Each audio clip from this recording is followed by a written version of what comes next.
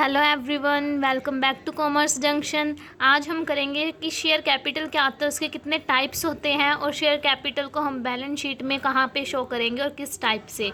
तो आज हम ये सब सीखेंगे। सबसे पहले उसके लिए हम देखते हैं कि शेयर कैपिटल क्या होता है। शेयर कैपिटल वो कैपिटल होती है, कंपनी की वो कैपिटल होती है जिसे कि कंपनी जो है शेयर्स को इशू करके गेन करती है।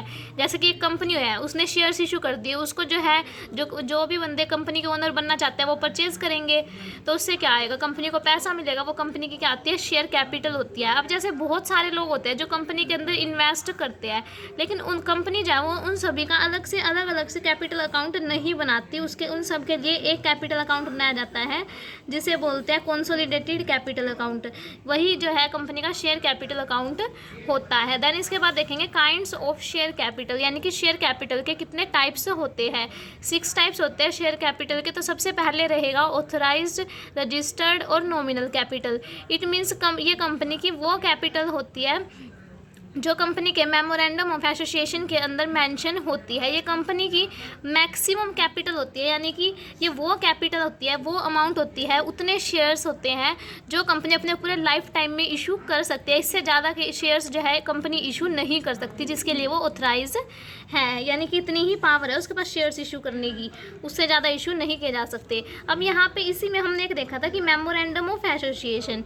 मेमोरेंडम ऑफ एसोसिएशन क्या होता है? मेमोरेंडम ऑफ एसोसिएशन कंपनी का एक ऐसा डॉक्यूमेंट होता है जिसके अंदर ये मेंशन होता है कि कंपनी का ऑब्जेक्टिव क्या है, यानी कि कंपनी के सारे बिल्कुल मेन जो गोल्स हैं वो मेमोरेंडम ऑफ एसोसिएशन के अंदर मेंशन होते हैं। देन सेकंड पॉइंट रहेगा इशूड कैपिटल।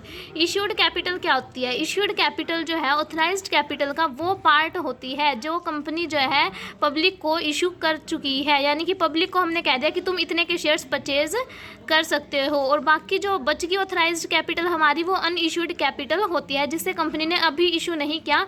फ्यूचर में जब उसको पैसों की ज़रूरत होगी, जब शेयर कैपिटल की ज़रूरत होगी, तब कंपनी जो है इशू कर देगी। देन थर्ड पॉइंट रहेगा subscribed capital. Subscribed capital issued capital का वो पार्ट होती है जो पब्लिक ने सब्सक्राइब कर ली। इट मीन्स जो पब्लिक ने परचेज कर ली, जिसके लिए पब्लिक ने पैसे दे दिए, वो होते हैं सब्सक्राइब्ड कैपिटल। जैसे कि इसका एग्जांपल लेके चलते हैं कि 13,000 शेयर्स थे, 100 रुपये का एक शेयर था। वो कंपनी ने क्या किया कि पब्लिक को ऑफर कर दिया कि तुम 100 रुपये का एक शेयर परचेज कर लो। पब्लिक ने अप्लाई किया लेकिन सिर्फ 12,000 शेयर्स के लिए, तो यहाँ पे सब्सक्राइब्ड कैपिटल जो है वो 12 लाख हो जाएगी। यानी पब्लिक से जितने रुपए रिसीव हुए वो 12 लाख शेयर्स पब्लिक ने लिए। 12 लाख को 100 से मल्टीप्लाई कर दो, क्योंकि एक शेयर जो है वो 100 रुपये का था, तो यहाँ से ये 12 लाख हो गए। 12 लाख क्या होगी हमारी subscribed capital. Then subscribed capital जो है वो बैलेंस शीट के अंदर शो कैसे की जाती है? 2 हेड के अंदर शो की जाती है, subscribed and fully paid up, subscribed but not fully paid up. अब ये देखते हैं कि ये दोनों कॉन्सेप्ट क्या है। वैसे तो नाम से पता चल रहा है कि subscribed and fully paid up, it means public ने शेयर जोन सा लिया उसके पैसे फुल्ली पे कर दिए, फुल्ली पेड अप। ये क्या है कि जब शेयर्स की जो फेस वैल्यू है कंपनी ने वो पूरी की पूरी मंगा ली और शेयर होल्डर ने उसे पे भी कर दिया। लाइक एक शेयर जो है हमारा 10 रुपये का है, कंपनी ने शेयर होल्डर को बोला कि तुम 10 रुपये पे करो, तो शेयर होल्डर ने 10 के 10 पे कर दिए, तो वो तो हो जाएगा subscribed and fully paid up. और इसको हम बैलेंस शीट के अंदर कैसे शो करेंगे वो देखते हैं। जैसे कि 27,000 शेयर है, 100 रुपये का एक है, तो इन दोनों को मल्टीप्लाई करके इसको बैलेंस शीट के अंदर शो कर देंगे शेयर कैपिटल वाले पॉइंट के अंदर। शेयर कैपिटल का नोट्स टू अकाउंट्स बनेगा authorised capital, issued, subscribed and fully paid. अब इसका फॉर्मेट हम आगे डिटेल में करेंगे। देन सेकंड पॉइंट रहेगा subscribed but not fully paid up. It means जो पब्लिक ने शेयर्स ले तो लिए लेकिन वो भी फुल्ली पेड अप नहीं हुए। इसके अंदर 2 सिचुएशंस आ जाती है। पहली सिचुएशन क्या रहेगी कि कंपनी ने फुल नॉमिनल वैल्यू जो है शेयर होल्डर से मंगवाई, लेकिन शेयर होल्डर ने उसमें से कुछ पे किया। लाइक एक शेयर था 10 रुपये का, कंपनी ने बोला कि तुम 10 रुपये पे करो, लेकिन शेयर होल्डर ने सिर्फ 7 रुपये पे किए, तो ये नॉट फुल्ली पेड अप हो जाएगा। सेकंड रहेगा कि कंपनी ने नॉमिनल वैल्यू जो थी शेयर की वो पूरी मंगाई ही नहीं। लाइक शेयर था 10 रुपये का लेकिन कंपनी ने 7 रुपये मंगवाए, तो यहाँ पे भी नॉट फुल्ली पेड अप हो जाएगा। ये थी सेकंड सिचुएशन। अब इसके आगे हम देखते हैं कि कॉल्ड अप कैपिटल क्या होता है। कॉल्ड अप कैपिटल जो है वो सब्सक्राइब्ड कैपिटल का वो पार्ट होता है जो कि शेयर होल्डर्स से मंगवाया जाता है डायरेक्टर्स के द्वारा। कंपनी के जो डायरेक्टर होते हैं ना, वो शेयर होल्डर्स से कैपिटल के कुछ पैसे मंगवाता है तो वो कॉल्ड अप कैपिटल होती है। जैसे एग्जांपल के लिए डायरेक्टर्स ने एक शेयर के 60 रुपये मंगवाए, टोटल 12,000 शेयर्स थे जो कि 100 रुपये के थे, लेकिन डायरेक्टर्स ने सिर्फ 60 रुपये मंगवाए हैं शेयर होल्डर्स से। तो यहाँ पे हम मल्टीप्लाई करेंगे 12,000 और 60, यानी जितने रुपये कोल्ड अप हुए हैं 7,20,000 रुपये मंगवाए गए हैं शेयर होल्डर्स से। जो बाकी के 40 रुपये बच गए वो अनकोल्ड कैपिटल होएगी, यानी कि वो कैपिटल अभी हमने शेयर होल्डर्स से नहीं मंगवाई। देन नेक्स्ट पॉइंट रहेगा पेड अप कैपिटल, पे कर देना, यानी कि जितने रुपये पे कर दिए। तो ये कोल्ड अप कैपिटल का वो पोर्शन होता है, वो हिस्सा होता है जो हमें शेयर होल्डर्स से एक्चुअली सच्ची में रिसीव हुआ है, वास्तव में रिसीव हुआ है। अगर नॉर्मली हम देखें ना तो कोल्ड अप और पेड अप कैपिटल जो है वो सेम भी हो सकती है। अब जैसे कि हमने जो है डायरेक्टर्स ने 7 रुपये मंगवाए और वो 7 के साथ शेयर होल्डर्स ने पे कर दिए तो वो दोनों सेम हो जाएंगी। लेकिन अगर शेयर होल्डर्स ने कुछ पैसे पे नहीं किए तो वहाँ पे उस केस में कोल्ड अप और पेड अप कैपिटल अलग अलग भी हो सकती है। जैसे कि कोई जो अनपेड अमाउंट है ना, जो शेयर होल्डर्स ने पे नहीं की, वो उसे कॉल इन अरियर बोला जाता है। जैसे कि एक शेयर होल्डर ने 5 रुपये पे किया, उससे कोल्ड अप 8 रुपये मंगवाए गए थे लेकिन उसने 5 रुपये पे किया, तो 5 रुपये तो यहाँ पे पेड अप हो गए। तो यहाँ पे हम जो है क्या करेंगे कि जो हमारी कोल्ड अप कैपिटल थी ना, जितने रुपये मंगवाए थे उसमें से लेस कर देंगे कॉल इन अरियर, तो हमारे पास क्या आ जाएगा, पेड अप कैपिटल आ जाएगी।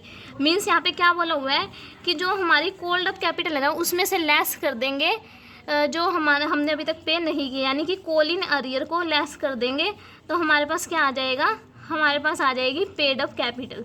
ये इसका फॉर्मूला बन गया, ठीक है। देन नेक्स्ट हमारा रहेगा 6th point, reserve capital. Reserve capital कौन सी होती है, यानी कि वो कैपिटल जो कंपनी ने बचा के रख रखी है, यानी अभी तक मंगवाई नहीं, फ्यूचर में कंपनी कभी भी मंगवा सकते हैं जब उसको ज़रूरत होएगी।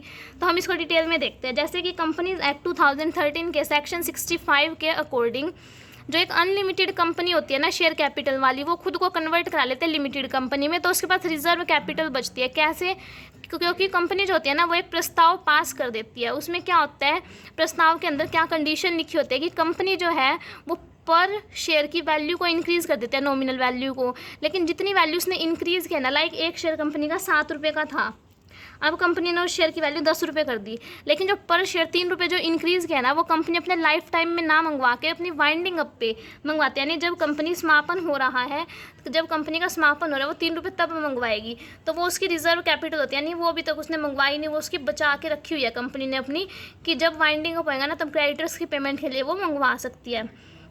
देन इसी में 2nd पॉइंट रहेगा कि एक स्पेसिफाइड पोर्शन होता है कंपनी की कैपिटल का जो उसने अभी तक मंगवाया नहीं है, अनकोल्ड है, जो वो कंपनी अभी नहीं मंगवाती, सिर्फ वाइंडिंग अप में ही मंगवाती है, वो कंपनी की रिजर्व कैपिटल बन जाती है। देन नेक्स्ट रहेगा कि जो शेयर कैपिटल है उसको बैलेंस शीट के अंदर कैसे शो किया जाता है। इसके लिए पहले हम परफॉर्मा देखते हैं बैलेंस शीट का।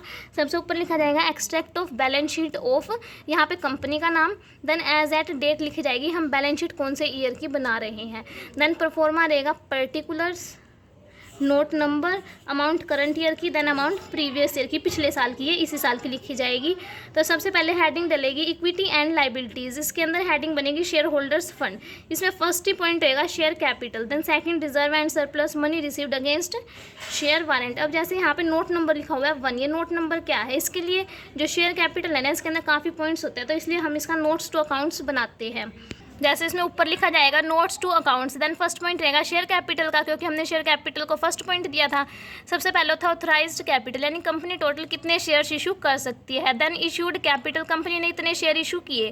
देन सब्सक्राइब्ड कैपिटल, यानी कितने रुपए सब्सक्राइब हुए, यानी इतने के पब्लिक ने शेयर ले लिए, उसमें से लेस कर देंगे कॉल इन अरियर और ऐड कर देंगे फॉरफिटेड शेयर्स। देन नेक्स्ट रहेगा एक और topic capital reserve. Capital reserve क्या होता है, इसको जो है कंपनी क्रिएट करती है कैपिटल प्रॉफिट्स में से। कैपिटल प्रॉफिट वो प्रॉफिट होता है कंपनी के जो कंपनी को डे टू डे जो बिजनेस एक्टिविटीज़ होती है उससे अर्न नहीं होते, बल्कि ये वो होता है जो कभी कभी होता है कंपनी को प्रॉफिट्स। जैसे कि कैपिटल वगैरह सेल कर दी कंपनी ने, अपनी फिक्स्ड एसेट्स, मतलब फिक्स्ड एसेट्स वगैरह सेल कर दी, वहाँ से कंपनी को प्रॉफिट होता है, वो कैपिटल प्रॉफिट होते हैं। तो ये जो रिजर्व होता है ना, कैपिटल रिजर्व जो होते हैं, हम उनको डिविडेंड को डिस्ट्रीब्यूट करने के लिए यूज़ नहीं करते, हम इसको फ्यूचर की कॉन्टिजेंसीज के लिए बचा के रख लेते हैं। तो कैपिटल प्रॉफिट कंपनी को कहाँ कहाँ से होते हैं, profit on sale of fixed assets, यानी कि कंपनी ने अपनी कोई फिक्स्ड एसेट्स बेच दी, उस पर कंपनी को प्रॉफिट हो गया, तो वो उसका फिक्स्ड कैपिटल रिजर्व होता है। देन सेकंड पॉइंट रहेगा profit on revaluation of fixed assets, यानी कि कंपनी ने अपनी फिक्स्ड एसेट्स की वैल्यू का पता लगाया और उसमें उसको प्रॉफिट हो गया, तो वो भी उसका कैपिटल रिजर्व है। हमेशा तो फिक्स्ड एसेट्स की वैल्यू इंक्रीज होएगी नहीं, तो इसलिए ये कैपिटल रिजर्व है। फिर premium on issue of shares and debentures, यानी कि कंपनी ने शेयर्स एंड डिबेंचर्स इशू किए, उस पर उसको प्रीमियम रिसीव हो गया, यानी 10 रुपये का शेयर इशू किया, उसे मिल गए 12 रुपये, तो ये भी प्रॉफिट है। Profit on redemption of debentures, यानी कि कंपनी ने कुछ डिबेंचर्स ले रखे थे, उस पर उसको डिस्काउंट मिल गया, तो वो भी प्रॉफिट हो गया। Then profit earned by company prior to its incorporation, यानी कि कंपनी का जब इनकॉर्पोरेशन हुआ ना, जब उसने अपना नाम रजिस्ट्रार को दिया, उससे पहले कंपनी को कोई प्रॉफिट होगा, तो वो भी कैपिटल रिजर्व के अंदर आएगा। Then profit on forfeiture and re issue of shares, यानी कि कंपनी ने किसी भी शेयर होल्डर के जो शेयर्स थे वो फॉरफिट कर लिए, जब्त कर लिए, क्योंकि उसने कोई कॉल के पैसे नहीं दिए, कंपनी ने उसके शेयर्स क्या करे, जब्त कर लिए और उसको री इशू कर दिया, तो जिसके जब्त कर लिए उससे तो कंपनी को प्रॉफिट हो गया ना, तो वो भी उसके कैपिटल रिजर्व के अंदर आएगा। देन कैपिटल रिजर्व जो है वो लाइबिलिटी साइड पे शो किया जाता है बैलेंस शीट के अंदर। हेड क्या रहेगा उसका, रिजर्व एंड सरप्लस। अभी जो हमने सेकंड पॉइंट किया था ना, रिजर्व एंड सरप्लस, उसके अंदर कैपिटल रिजर्व को शो किया जाता है। तो ये था हमारा आज का छोटा सा टॉपिक। आई होप आप सभी को पसंद आया होगा। अगर वीडियो पसंद आई हो तो वीडियो को लाइक कर देना, चैनल पर नए हो तो चैनल को सब्सक्राइब कर लेना। Thank you.